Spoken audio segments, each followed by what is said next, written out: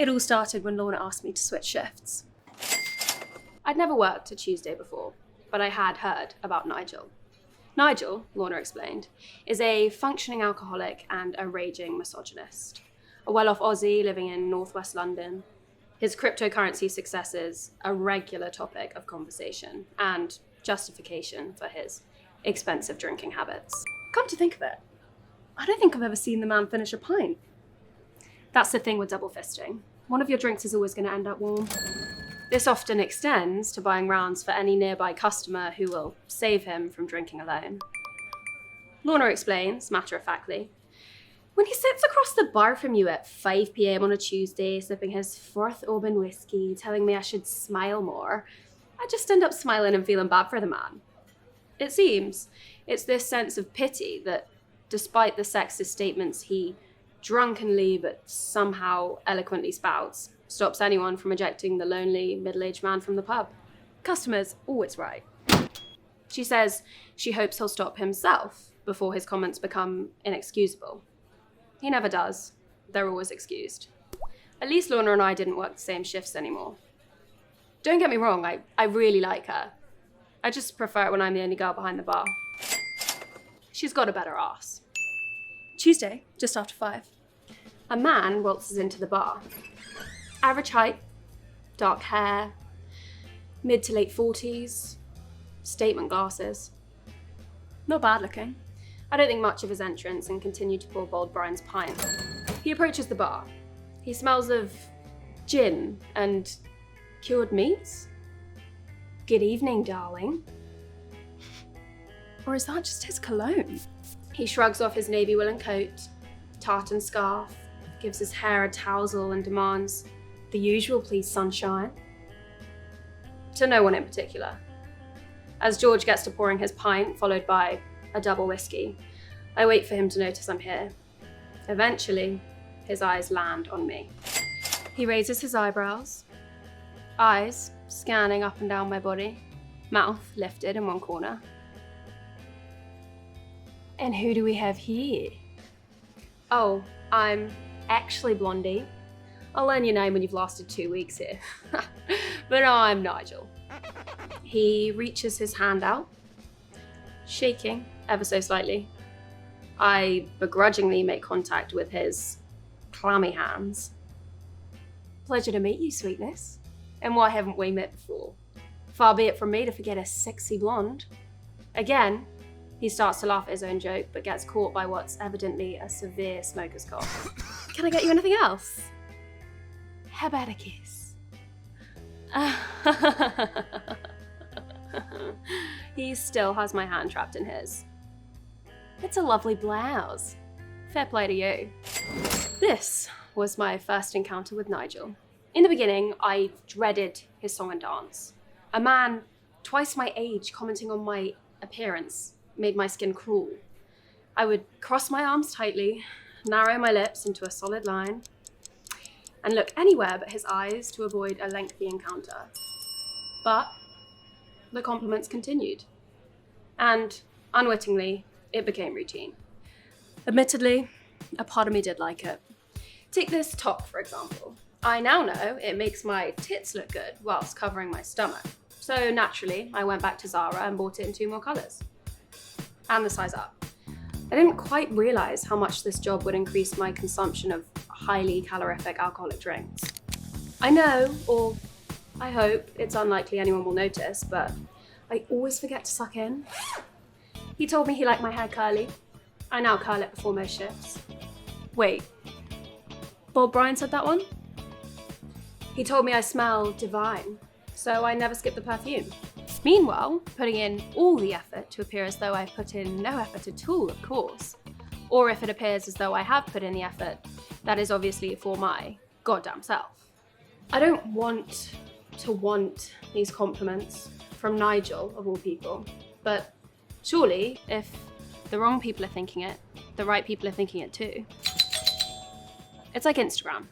I post a picture of myself, and the majority of attention it receives is from faceless drones I barely know.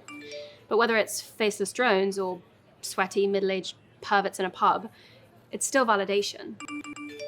No such thing as bad publicity, no? or I didn't sweat at the time. Do you ever stalk yourself on Instagram, imagining it's from the boy's perspective? I was told boys would wank over a picture as innocent as a girl's face. I'm not gonna lie, I'd be offended if they weren't wanking over my face. I even take pleasure in disgusting forms of validation. The other day, I was walking to work. A guy muttered blowjob lips at me on the street. Hi, how can I help? I felt objectified and vulnerable. Can you hold for a sec? But in a fucked up way, I was thinking, score. I have a face that men think about putting their dick into. It may not be all men, but all men benefit from it. You look like a stand-up guy because the bar has just never been fucking lower. Although, I've noticed as I've gotten older, I get catcalled a lot less. I think 3 things about this. 1, optimistically, has Me Too worked and entered the psyche of the middle-aged male? 2, is it just that there's a lot more mouthy paedophiles on the streets of London who, when you remove the kink of a pleated skirt and a checkered shirt, have lost their interest? Or 3, and I'm not fishing, but maybe I've just gotten uglier. So I put up with Nigel. It was a balancing act. As long as I received 2 compliments for every comment, I was obliging. The days he didn't compliment me, he was less tolerable. And don't get me started on the days he'd compliment another woman. It's always the same. It starts as, I don't give a fuck about this fuckwit, but then the fuckwit doesn't give a fuck about me back, and then miraculously I give 10,000 fucks about this fuckwit who hasn't altered from his state of fuckwitity one bit. I do feel empowered by my daily dose of digestible feminism. Men are trash, love yourself. If you want to be happy and healthy, just don't give a fuck. But I do give a fuck. And now I just have to pretend that I don't. And that makes me feel worse. And that's on me.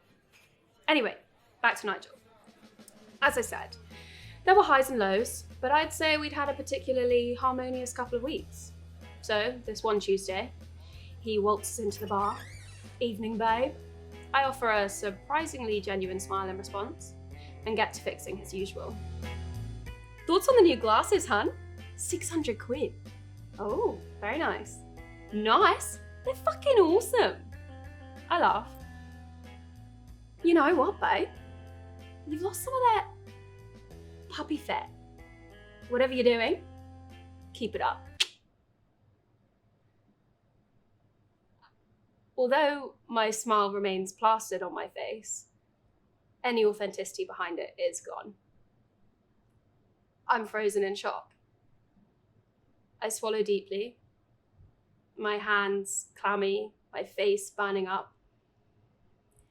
I want to tear his face off, almost as much as I want to tear my own skin from my bones.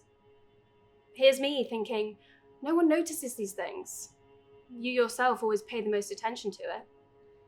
But not only had someone noticed it, they'd been keeping tabs. And a drunk, of all people. Suddenly, everything I'd laughed off came flooding back. I couldn't give a fuck what you think. You're a low-life drunk who relies on buying the affection of whoever's unlucky enough to end up next to you at this bar.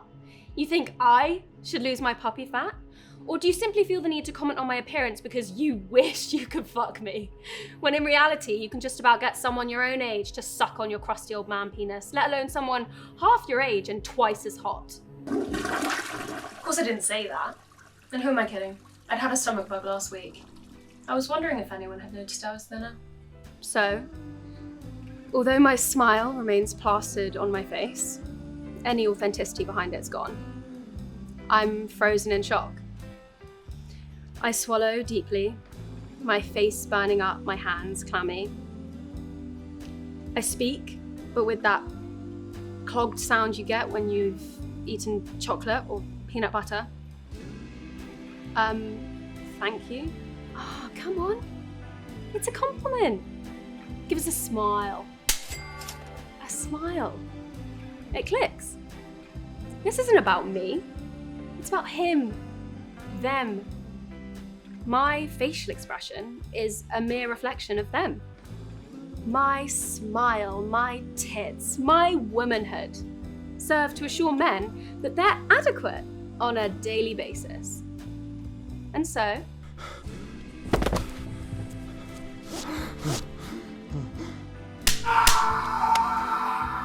I made sure that motherfucker never stopped smiling.